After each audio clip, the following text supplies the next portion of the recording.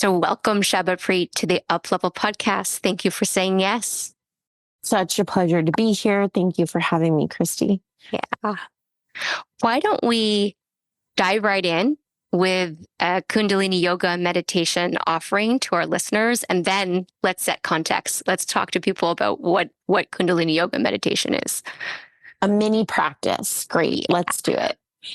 So you'll bring your fingers into the palms of the hands. The thumbs are out like this, and then we'll stretch the arms up 60 degrees. The elbows are straight. Sit up nice and straight through the spine. And if you're sitting in a chair, the feet are flat on the floor. And you'll just inhale, exhale equally, rhythmically through the nostrils. Close the eyes, and we'll go here.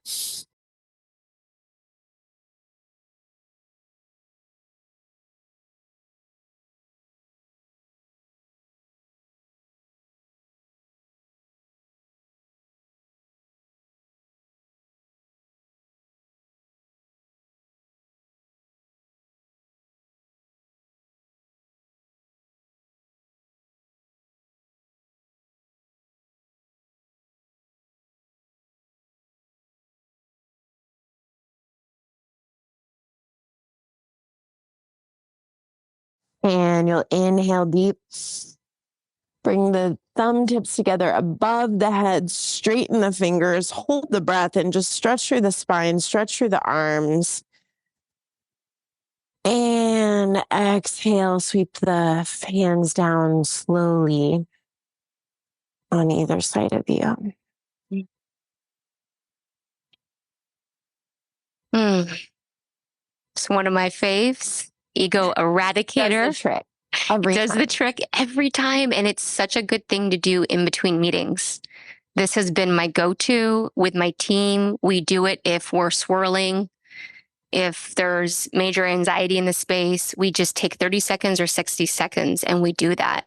Shabadpreet, what is the science behind that posture? Well, Kundalini yoga is four major components to the practice of Kundalini yoga: the breath, the yoga, the physical practice, mantra, the sound current, and meditation. And, that one particularly, of course, is a yogic posture. It involves the body, and then there's a breath component. And, all four of these wheels of Kundalini yoga give particular benefits to the human system. And that one, is very, very, very clearing. It's mind clearing. It's energizing. Anytime you get prana, breath, in that specific way into the system, it really does wonders for your brain, for your emotional state, for your cortisol levels. So it's a great way to start our conversation about leading through crisis, chaos, and change, which you, my dear colleague, my dear friend, have, oh my goodness, I've witnessed your journey far longer since 2021, but for many years. And just to witness the grace you bring to running a business, building a community, and being a practitioner of the work. So I've said to you, and I'm going to say to the listeners, one of the reasons I wanted Shabadpreet to come and talk to us is because she has that unique perspective. She's a healer and she has all the tools, and she's a business leader. She is operating Rama, and it's a flourishing business, global business, brand. And so I'm just really grateful that you're going to drop some of your wisdom you already have. So why don't we start back though? How, Shabadpreet, did Kundalini yoga find you? How did you find it? And then the path to working with Guru Jagat. Give us a little intel on your journey. Well, when I look back, it's very clear. And it was little kind of sprinkles of Kundalini yoga had started to come into my field. And I didn't really put all the pieces together until I wandered into a yoga class experience that ended up being a Kundalini yoga practice that really did change my life forever. But some of the sound, the mantra had sort of landed itself in my lap. Literally, someone like gave me a pile of CDs, and a lot of it was Kundalini, the Gurmukhi mantra music, and then this wild friend who'd spent like a summer with her older boyfriend in Los Angeles had like come back, and we danced together, and she was like, try this thing.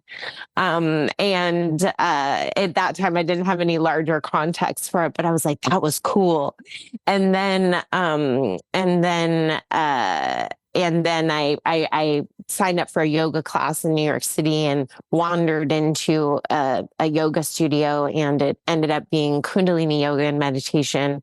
And at first I was, a little curious about what exactly was going on, but very quickly, major energy started moving in my body, and I was like, you know what, I'm just going to go with this experience. I'd been doing yoga for a very long time, and what ended up happening for me in that experience was I could always sense a sort of union in my mind, my body, and like my being that was possible through the yogic path, and through my other explorations into other practices had felt that indeed, but Kundalini yoga brought that kind of merger very, very quickly. And that's what kind of hooked me, you could say, after my first experience. And from there, I started practicing. I lived rurally on the East Coast. And from there, I kind of had this like closet Kundalini solo practice. And just really had the desire to practice in a community of people and go deeper into that. And when I ended up out here in Los Angeles, I wandered into a class one day that Guru Jagat was substitute teaching. It was a random like Tuesday mid-morning, and Guru Jagat was substitute teaching, and we didn't even have an interaction at all. And the class or the moment didn't particularly strike me, but in the meditation, I heard a voice that was like, you must work with Guru Jagat. And that was, I was open, but the funny part was that this was in 2008, right? Sort of after that first recession, and employment for whatever reason was a weird thing at that time. Yeah. And I had been like hoofing it around Los Angeles, trying to make a situation sort of work, and was catching this class right on my way out of town to another job opportunity. And so I was like, okay, but where was this message earlier? And but I went ahead. I went to this job, and the whole time that I was there was kind of this periphery of this woman, this force of nature, Guru Jagat, that I had encountered, and the studio that she was building and opening in Los Angeles. And so when I got back to Los Angeles, I was on a different job that was kind of wrapping up, and I happened to across her Craigslist ad that it didn't say Rama, but there was just something that hit me that was like, this is this woman and this is her studio. And I just reached out and went in, and and had a little interview with her and the woman who was then managing the studio. And it was funny because it was the ad didn't say specifically what they were looking for, what they needed. But when during the interview, they were asking questions that were kind of more specific to like graphic design and da da da da da. And the funny thing was I couldn't honestly answer any of those questions with a yes. And so it was like, no, but, or like, no, and, like I was really like pulling my stops of good interview technique. Yeah. But when I left, I was like, okay, well, that did not go well. But Guru Jagat called me up a few days later and was like, well, I know that particular thing wasn't quite in alignment, but maybe there's something else. Let's give it a try. And then the rest, they say, is history. 8 years before her passing in 2021, you were her chief of staff. You were right there building. And so for our listeners who don't know what Rama is, actually, what does the term Rama mean? So folks can have that context. Ra is the solar and Ma is the lunar. So Ra Ma is the kind of balance and union of the solar lunar polarity. Beautiful. And you were right there as Guru Jagat. For folks who may not know her, she was building really it's a cross-section. You talk about a cross-section of consciousness, well-being, and creation culture. And certainly for myself as a student, as a client of Rama, a student of yours, Shabadpreet, a student of Guru Jagat's and other teachers in Rama, that was my experience. It is a place where one can go and drink from a well to uplevel their consciousness, to improve their well-being, and to tap into their creative potential. That's been my experience, my lived experience of the work that you do in the world. That's so beautiful. So true. Yeah. Yeah. And so you kind of stumbled upon it very innocently, and I suspect very intuitively. I suspect, you're an intuitive being, and you always have been. And of course, I know this practice has amplified these gifts. And in the context that we're speaking today about leading through crisis, chaos, and change, and you took over the business in 2021, these were some big shoes to step into the role as CEO. How did you do that? What were some of the tips? Give us some insight into that part of your journey.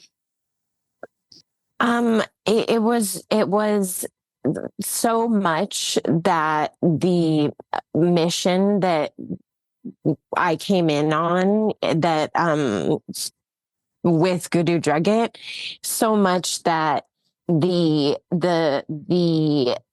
power of the mission kind of superseded the circumstances, even though they were and are, gut wrenching and heartbreaking. And that there's been a kind of blindness because, which has worked out in my favor because of the time that I did have with her as the global mandala that became Rama got laid out. So I feel like my read-in and involvement in the mission of Rama was so deeply aligned for me personally. Somebody sent me my letter that I had sent to Guru Jagat that was from I didn't even know, I didn't think Guru Jagat's going to be reading this from the Craigslist ad, necessarily, but somebody sent me the letter that I sent, and the email, and I was kind of busy and like clicking through my email, and I was like, oh, click and oh, read. And I didn't even realize that it was me. I was like, this is a good, like, who is this woman? And then I like looked at the subject line and I was like, oh my God, like that's the email that I wrote to Guru Jagat. And that was really wild. And so for me personally, the alignment of to Rama's mission and to Guru Jagat and what she stood and stands for was deep for me. It felt like with her passing, we weren't just gonna like give up now or stop now. I mean, would be so that was never a kind of an option in her world. And I had been so deeply aligned with that mission that having that kind of thrust of the mission, with or without her in her physical body, really just has given me, and still does, just there's Rama is and Guru Jagat, she always said that like Rama was not hers, and that I very much resonate. It was something that she received and was creating a space here on earth for, and I'm just the next steward of Rama. But in that way, it just feels like the whole team of people who kind of came together to build Rama 1.0, we're drawn together by that mission, and that really hasn't changed after her death. And so that has been a major just kind of thrust through me that has kind of allowed me to not think too much about the nuts and bolts of the situation, because the last thing that we would do in the face of losing an instrumental player like Guru Jagat in the physical would be to stop. So just simply that, just that kind of commitment. And I think this is a great thing to pull out for folks who are listening. And this is definitely, it's a theme in folks that I'm speaking with, is it's knowing your mission and purpose and finding organizations or other leaders that you're aligned with, so that during these challenging times, that's what's actually coming through you. It's far bigger, right, than, like you said, the nuts and bolts or who we are as individuals. The work is coming through us. So how can one tap into their purpose and find communities of folks that are aligned to that, at work that's aligned to that? In your wisdom and in the different tools in your toolkit, how would you direct people to get more connected to their purpose and purpose-driven work? Oh, just as you were saying that, I was like, what I would love to add is that as a young person, I just had a major existential angst. I don't know if I would call it that then, but looking back, I always just felt this kind of existential angst that, to me, when I would ask myself, like, well, what does that have to do with? Like, am I just anxious about growing up, or am I anxious about finding my way? And for me, it had something to do with spirituality, like my spiritual journey, not in a religious sense, but as that feeling like really persisted through my youth, like high school and college. It became like very, very pronounced. It became more obvious that it was a very deep longing to fulfill my purpose, and what is that purpose. And so I would find that when I dance was a deep part of my background. And that was always a place where, energy moving through the body, connecting to an energy that was larger than myself, using the breath, the movement in a kind of specific way, the je ne sais quoi of dance or of any art form that is conveying energy, a feeling or emotion that maybe it's not said in words, but I always had that kind of fascination with what was that energetic component of communication that was not just straight literal communication. And as I would do things that were, kind of in that realm, I would always get another piece of kind of assurance, or something in me would kind of calm, or something like this that gave me the confidence to just put one foot in front of the other and kind of trust the path. And so as that kind of exploration sort of expanded into comparative religions and mythology and psychology and the intersection of the mystical and the mundane, I just kind of felt like I was getting breadcrumbs towards something. And the day that I walked into Rama, I heard, you made it, and now the work really begins. And so, and I felt that there was a shift after that kind of like arrival, that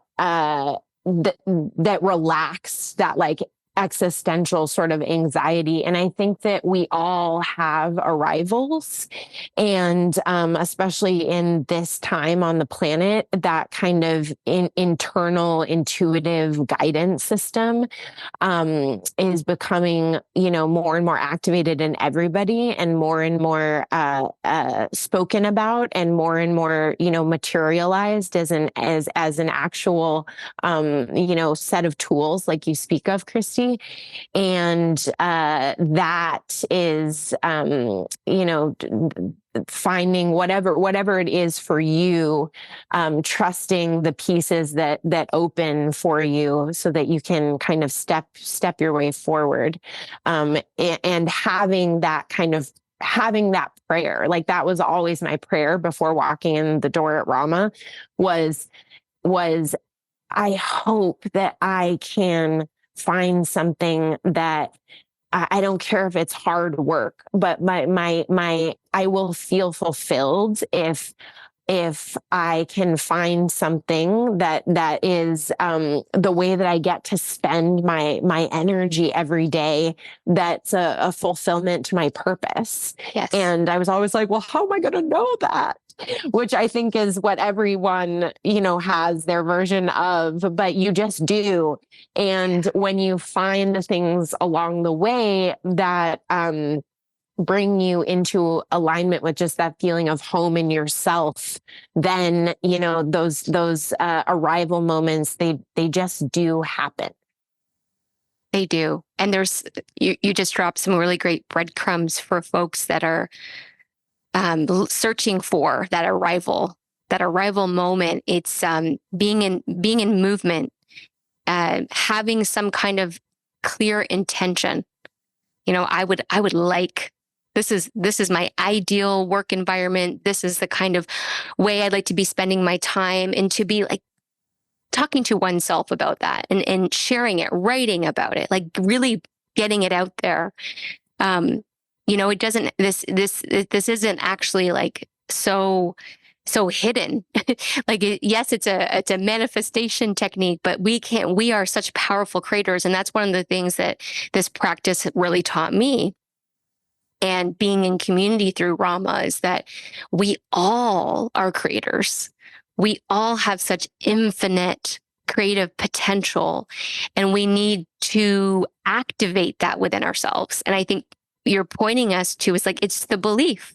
I'm capable of this. I am resourceful. I am creative. I can move, I can listen to the breadcrumbs and move in that direction. And it doesn't mean that the purpose work is rainbows and parting clouds.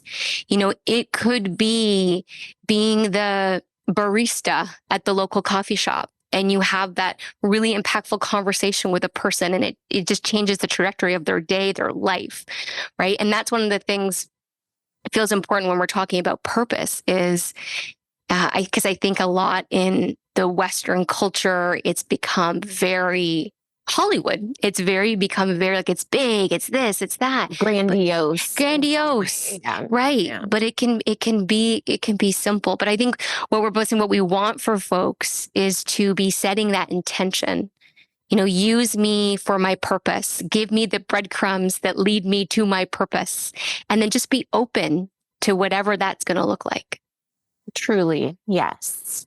And that trusting that all the in hindsight, all those weird steps along the way that you were like, why am I doing this? Actually play some pivotal role in a toolkit which you are certainly collecting for a later point in time. But that's what I did a lot was I would write, like, even though I didn't know like what it was, it pull on those. If you're in that kind of process of moving towards something or feeling that deep yearning for something, but it's not yet like fully articulated, or you don't know what form it takes, even in that kind of unknown, finding some little piece that you can pull on to create your prayer, moving into your prayer. That is just very powerful. Super powerful. What's been one of your biggest challenges over the past few years to navigate? Oh, like which one? Let me think. I mean,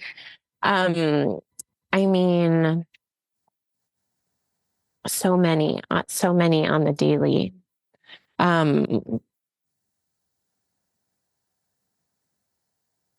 But the biggest thing that I think is, really present for us is at Rama is, certainly Guru Jagat's death, just the kind of like worst imaginable, just broadly, but more specifically, the kind of like ongoing undercurrent of challenge that I've really been experiencing is kind of similar to what we were just talking about. There is a kind of phase 2 birth process of Rama, and the mandala kind of arranging itself here after Guru Jagat's departure, and that like digging into that kind of like trust and daily effort and embracing and utilizing fully and deeply the mandala of people and energy that are here with us, and just kind of trusting that the next clarity will materialize in a certain way. Losing Guru Jagat has, like I always say, it's changed nothing and it's changed everything. Like in obvious ways, it's changed everything, deeply. And then in other ways, it's changed nothing because the energy field, the organism that is Rama, is larger than one person or one personality, by design, intentionally.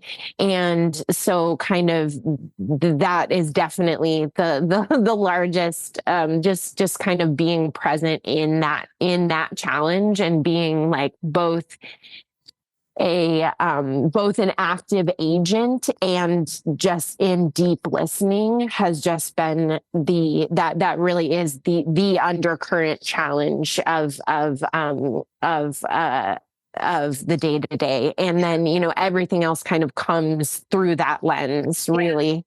It's like having the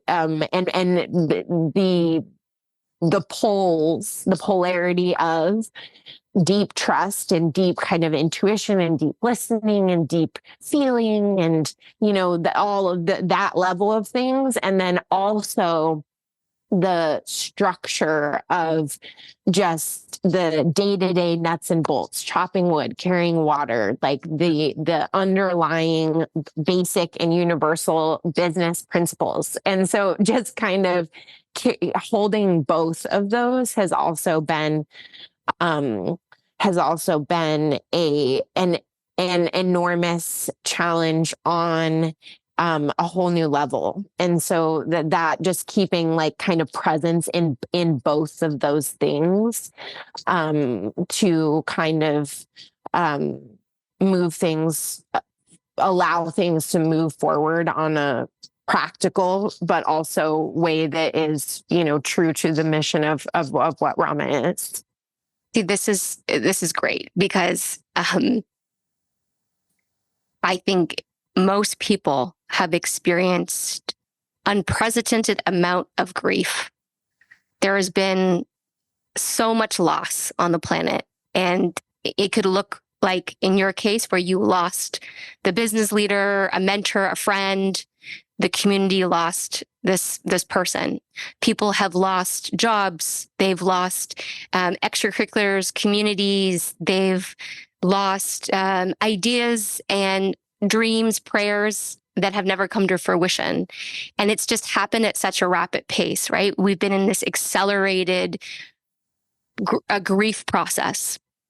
And I think one of the secrets, if you will, it's not a secret, and thank you for bringing light on it, of navigating these times of immense grief and immense innovation and transformation is, you said, being present, listening deeply, and allowing it. Let's not pretend that every day there's not something to grieve about, because there is. It's just all around us. And there's something to celebrate every day as well. Both are true.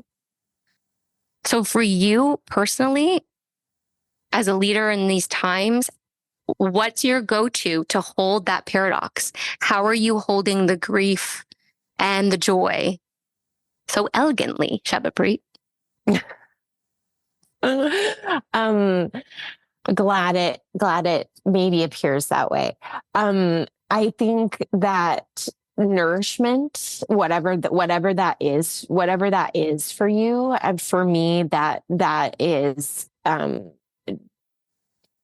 paring things back to the most routine, literally just sleeping, eating, practice that is definitely absolutely a kind of cornerstone of my sanity. Absolutely.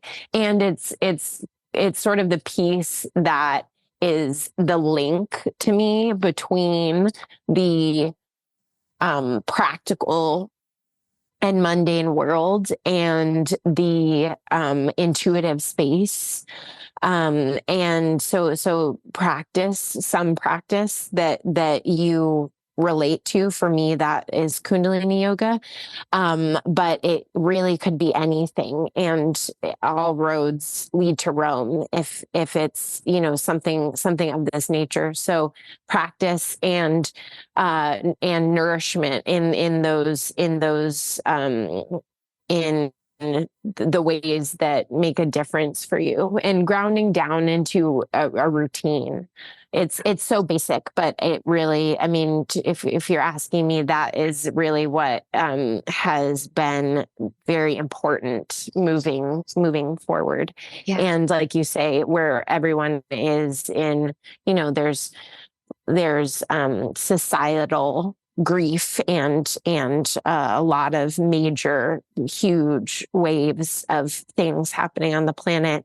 And I think we all don't know one person who hasn't been through something, massive here in the last 4 years, either a transformation or a grief, and kind of grounding into a routine of nourishment, personal nourishment, and having a component of some kind of practice that connects you to the energy that is, greater, is very, it's instrumental.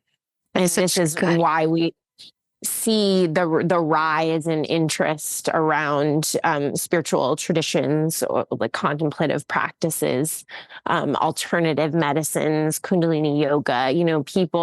It's becoming more and more of a non-negotiable to have a kind of uplink to something.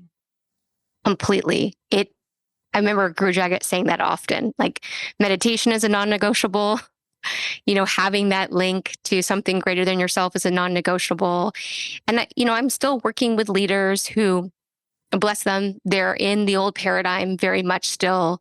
They're working extremely long days. They are very overwhelmed. The organizations are understaffed. Most people are not operating at the level they were 4 years ago. There has been a deficit in mental, emotional well-being. And yet the cog keeps turning. And so I'm hoping for folks who might be tuning into this, who have been dabbling in a practice, that, if this information around Kundalini yoga and meditation is, like a little breadcrumb, as Shabadpreet said, then please tap into it, because this could be the fuel to support you to shift your team, the way you're operating, support your success and well-being. And when you say the word mandala, Shabadpreet, just so for folks who don't know what that word is, can you contextualize that in an organizational context?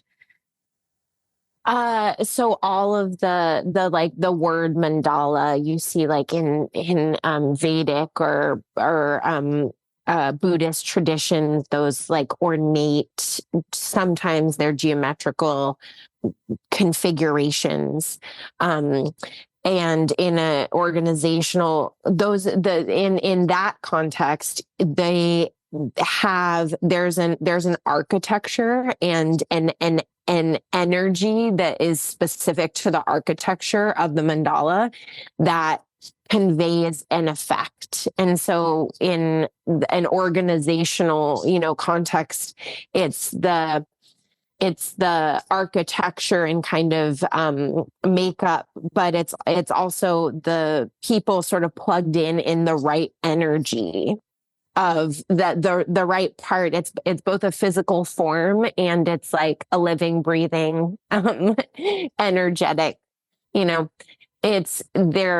it's their job description, but it's also the kind of interplay of how all those pieces come together. And when I say it, I'm talking about the studios, the people, the structures, the way that all of those things kind of combine to create this much larger, this thing that's just sort of much larger than all of us. It's so important, because we're all in this place of co-creating the new world. And what you're speaking about, I feel like, is the bridge between the old world and what's being created. From a business perspective, it's the right people in the right seats. It is like you said, it's the systems, the structures, it's the product offerings, the way it comes out. But there's this energetic piece that you as a leader, Shabadpreet, and Rama has done so beautifully in designing and teaching others like myself. And how do you build your business with this energetic entity, co-creating with the energetic entity? It's not just the nuts and bolts. This is about the mission having being its own, like having its own life beyond the humans, and there's all of the bits and pieces that make it so. It, to me, when I watch you lead, it's like a choreograph. Like you are choreographing this beautiful dance. I guess, you know, your roots in dancing have really informed your leadership, because that's how I see you gracefully pulling the mandala and the threads and all the bits and pieces together. Mm. What is something you're celebrating during these times of transformation? I kind of mentioned it before, but no matter how hard things are, it's like, wow, like I get to do this, you know? And I feel like every person that is at Rama feels that way. And, you know, I think it's it may not be your livelihood, but something that is in your life that you're able to have those moments of like, oh, but wow, you know, like it's something, you know, that is so important. And so I feel that way most every day. I really do like lean into that when I am feeling challenged or tired or uninspired. Just having you know having just a connection to the mission, or to whatever the mission is that you're on, having that alignment and connection really does move you through. And you know, I'm celebrating. I'm definitely, we are in celebration at Rama as the, you know, we make it another, and the new kind of pieces of energy come into crystallization and focus. That just is absolutely just being that's very it makes us all very happy. There's so much to celebrate.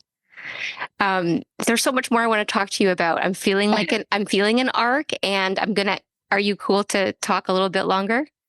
Yeah, absolutely. Yeah. Okay. I want to ask you about around the time of Guru Jagat's sudden death. Cancel culture was very, very prevalent, and there's a lot of leaders who during that time and continue, who speak out, who get canceled. And now my experience is a lot of the folks that I work with are afraid to be outspoken because there was such a backlash. And I'm curious, in your lived experience during those times and then taking over the business, what is your guidance to leaders who maybe are sitting on opinions, sitting on beliefs, and holding back, I'm going to say, a lot of their gifts because we had this onslaught of cancel culture? From my personal perspective,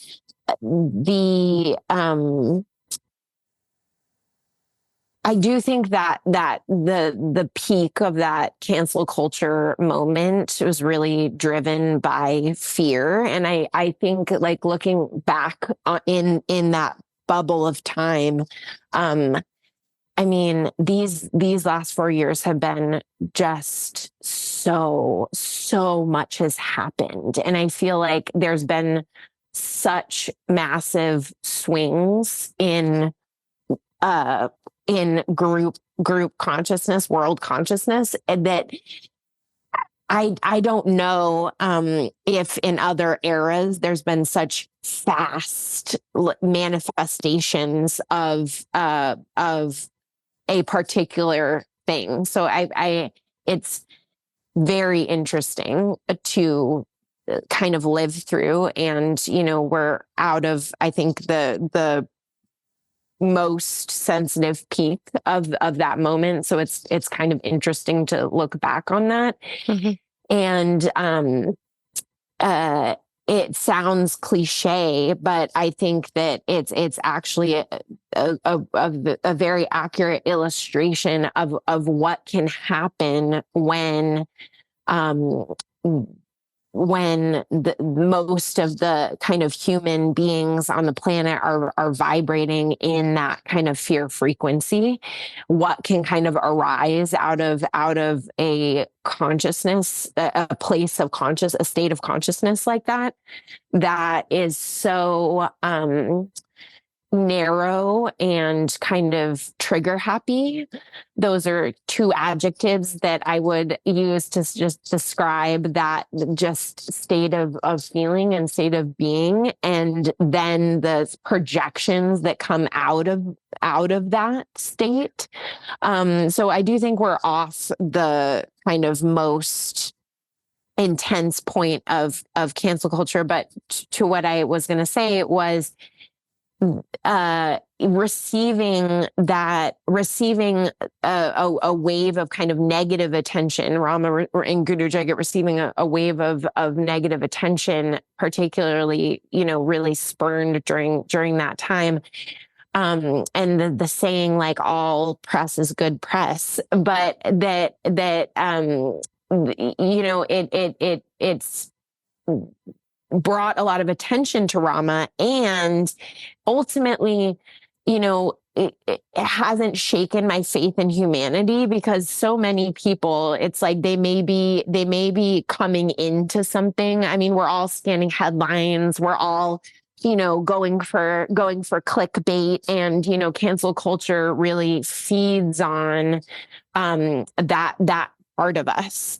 And however, once people's kind of goodness prevails, and I really firsthand have experienced this in the kind of cancel culture wave, that Rama has gotten a lot of new clients from that negative attention, because once you arrive to something and you truly and genuinely run it through your own intuitive operating system, and make your own decision from that sort of place. In this specific example, many people have followed the morbid headline to Rama. And then they click around, or they try 30 seconds of a pranayam like we just did at the beginning of this episode. Or, they're like, oh, like White Sun Music, and oh, they've won a few Grammys, and oh my God, it's actually so beautiful. It's like people's goodness does prevail. And I just think that, that's really important. And to your question, Christy, about feeling the kind of like backlash of the cancel culture has been that everyone is holding back a little bit in places. I think it's definitely important and valuable, a positive that I think we all have kind of learned from this cultural phenomena is just the importance of like adapting the second position of how is this going to be perceived by, and then there's, many different others. So I think that that's a very important skill in leadership. But also kind of trusting what your gifts are, and trusting that no one likes to go through like the very intense negativity of the mob mentality of negativity, but trusting in people's ultimate goodness, and I think is big and real. I think that if you take any example of people, I mean, I find this entirely as well, that if you're the one that's being attacked, it's very easy in reaction to not have room to feel that others can and probably will be sensitive, but that people's goodness, when they actually come into human contact with something and consider things really and personally, probably does come through. And so I think that that's just valuable anytime that you're feeling as a leader like there's something controversial but important that needs to be said or needs to be done, that there may be a immediate sort of knee-jerk reaction, but that the people that are needing you to say or do whatever it is that that is trying to come through are also out there. And as for everybody else, there certainly will be people that don't like you, but the great majority of people's kind of neutrality and goodness will prevail once they come into human contact. And that's what I think is so interesting about the cancel culture, like, movement, and why it got so much. It's just like a wildfire, like why it was able to like blaze so intensely so quickly. It was just kind of it happened in the absence of human contact, and yeah. I don't think that's a coincidence at all. And so I think that as we've emerged back into like togetherness and intimacy in life together, that it's naturally tampered a little bit, but that kind of like underlying illustration of the importance of being able to use your intuitive guidance system, that's the core differentiating factor of being a human being, is so important. Satnam to that.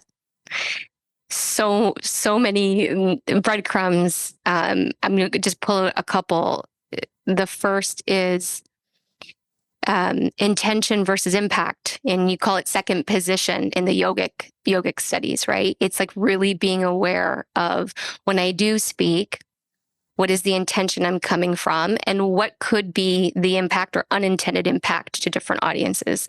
I think that's one of the incredible outcomes that has come out of the past 4 years, is that we're all growing our sensitivity to have a second position and to consider that. And I love the call to action, Shabadpreet, which is, there'll be people that don't like what you have to say, always. That's just part of the deal. And there's people that are waiting for it, like waiting to receive your message. They need to hear it. And so how do we find, our center, our strength to keep using our voice, and not be afraid of that? And then the third thing is this human contact piece that you speak about. It's so important, because I think so much has been escalated because of, like you said, the lack of human connection and being in the energy field of other humans.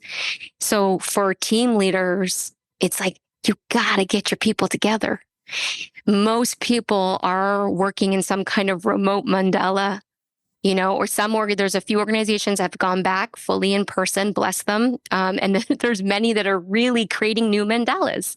They're figuring out this new architecture, and we need to make sure that sometimes we can touch each other, hug each other, if respectfully, if that's appropriate, but just be in the energy field, so that when we are speaking, people know the intention. It's coming from goodness. I love that word, goodness, and I believe most of us, that is the intention. It's goodness.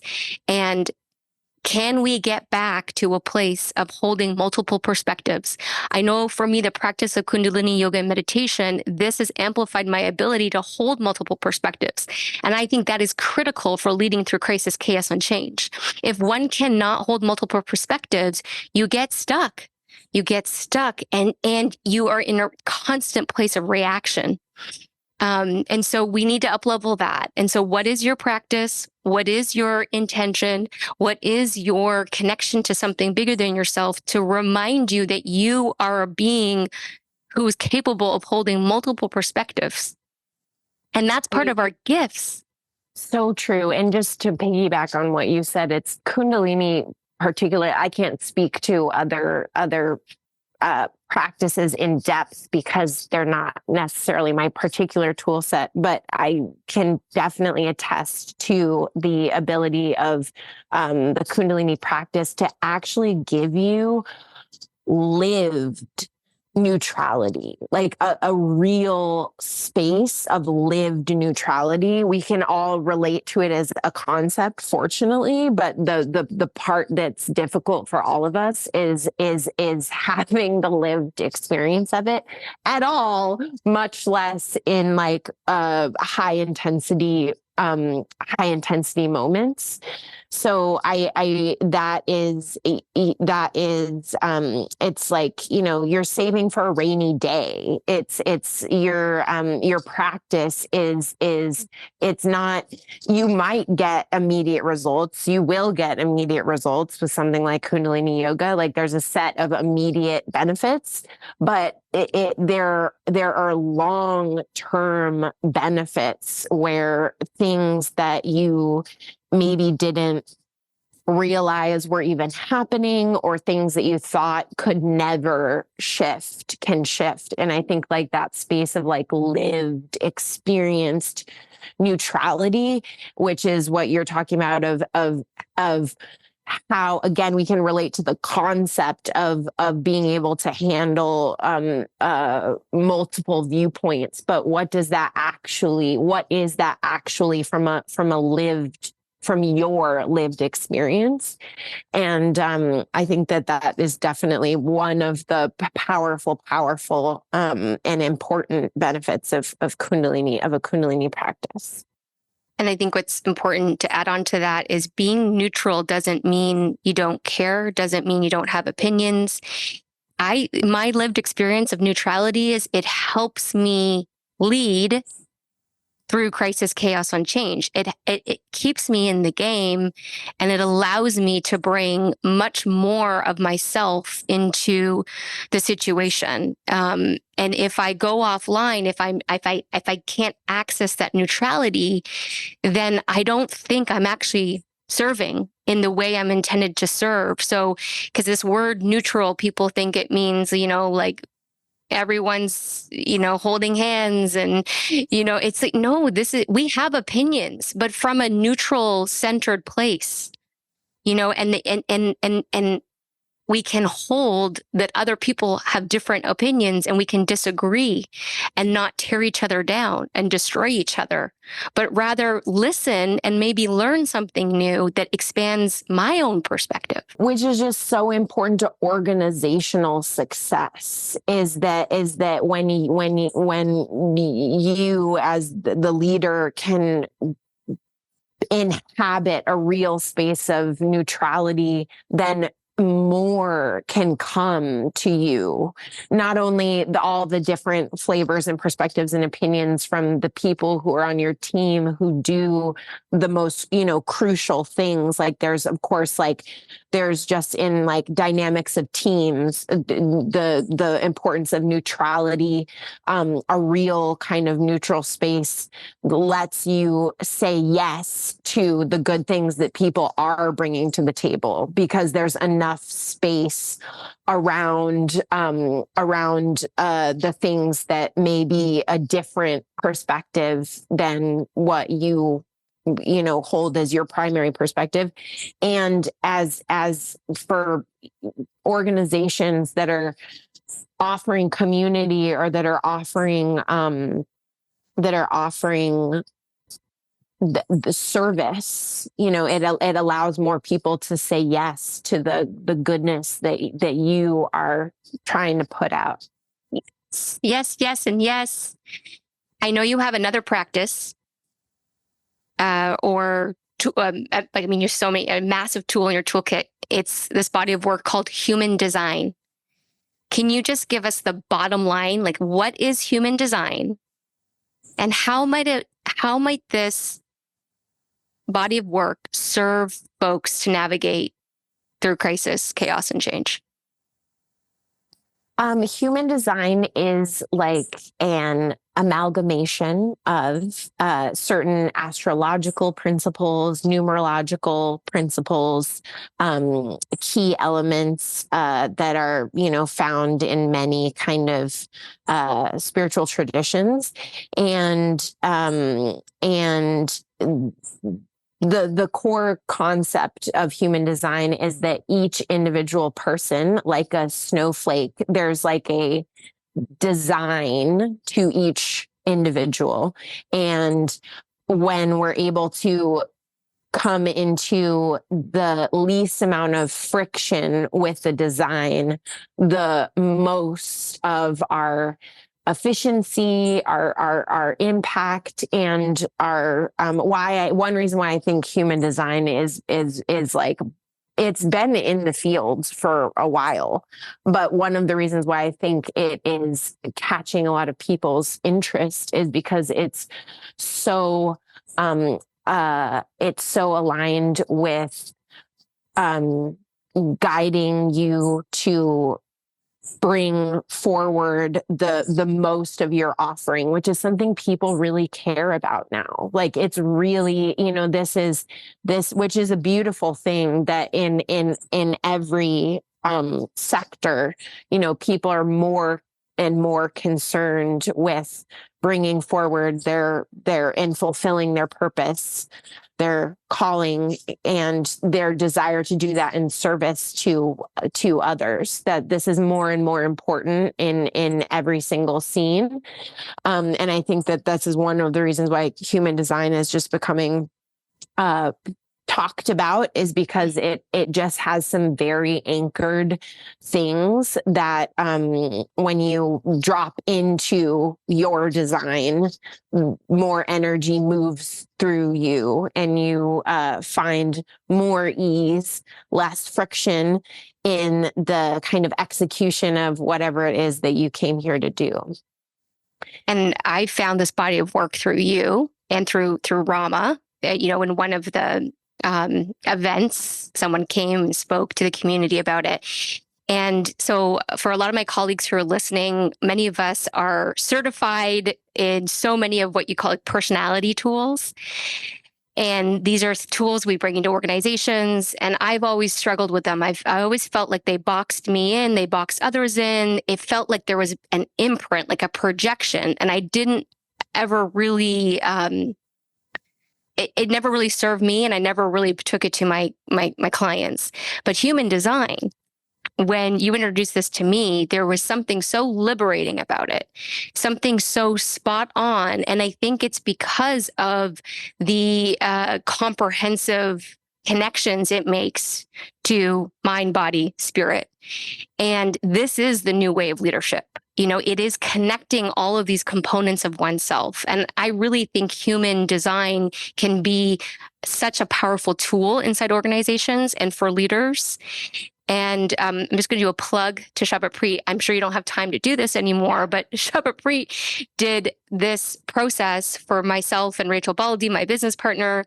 So as co-leaders of an organization, of an entity, of a vision, it's so helpful. I know that Rachel is a projector. I'm a manifestor generator. We've learned how to really help each other be in our lane, if you will, be in our strengths. We've learned not to get annoyed with each other because we're different, but rather, okay, that's projection happening. Or she'll be like, oh my gosh, Chrissy has another idea. Here we go, manifestor generator.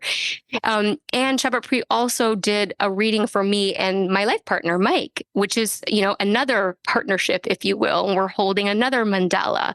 And this has served us so much, and we go back to it. And so people will find their own tools, but I wanted, Shabadpreet, you just to give us the bottom line from your lived experience. How might this serve people to navigate crisis, chaos, and change? It's so like what you're speaking to, Christy. It's really, and people get so tickled by like feeling, and you feel so seen. Like you're like, yes, like this is like at the crux of so much, either in our relationship or in it really, for a lot of people, kind of puts the finger on like, oh, well, of course, that's why this is happening for us. You know what I mean? Which is so, it's so opening. And when you understand a few key little principles, it especially in the workplace, it can, because what we're doing is, not only, but often like it has to do with our what's our job, how are we doing it, and how do we receive fulfillment from doing it. I mean, this really is such a thematic of our conversation, but the human design, it really, the underlying like focal point of fulfillment of purpose, and which is delivering your gifts fully and completely in, you know in mandala with others. And human design is so beautiful for dissolving some of the kind of frictions that we experience in relationship or in teams, and really bringing a lot of like humor, because it's funny. Like, yeah. It's really funny when you have those like moments where it's like, oh, well, of course, like that really explains that so much. And to just the openness and energy that can then flow through the system. And that's really the thing that is so cool about human design, is it's the more you are in your design and your you-ness, it makes the space for everyone else to also be in their fullness as well.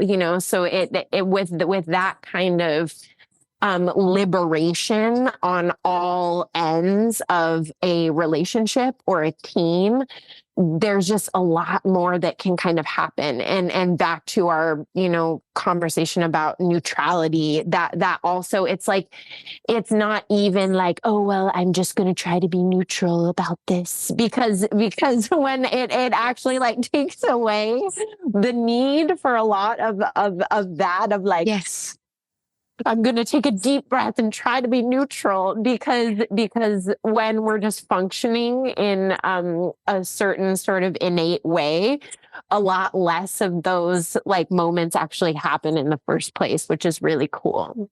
It's so powerful. Did that answer your question? Definitely. And, I'm going to encourage people to, Google it, do some research. I mean, it's really getting more in the mainstream, and it's super, super powerful. It has really helped UpLevel as a business so much. It also allows you not to, as a leader,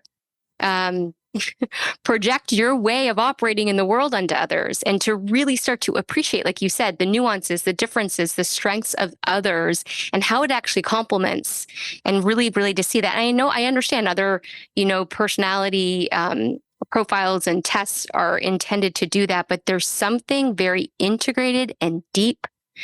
And for me, it just feels true. And so I want to encourage people, if they've also not really jived with the other types of assessments, check this out. It's really exploding. And there's also, I'll just say, there's a whole bunch. I can't believe these people have gone unnoticed for so long. But there's, the hundreds of human design consultants that work specifically. It's called something specific, but it with businesses. It's a very cool system. Shabadpreet, what's your prayer in this moment for our planet, for all humans? I mean, it's going to sound repetitive after our conversation, but I really feel that all signs, are pointing to this, which is, my prayer is really that, we all of us have the opportunity, and then recognize the opportunity, and embody the opportunity to come into alignment with your core purpose and core fulfillment through whatever means that may be. The world really needs that of everybody. Thank you so much for sharing your special gifts with us and giving us some insight into how you've navigated the past few years. How can people find you and stay connected to you and go deeper into this beautiful practice and learn more about Rama? You can find us at www.rama Yoga Institute. I can't believe I'm messing up our URL right now on this call. Don't worry, it's all going to be in the show notes. RamaYogaInstitute.com. That's the one.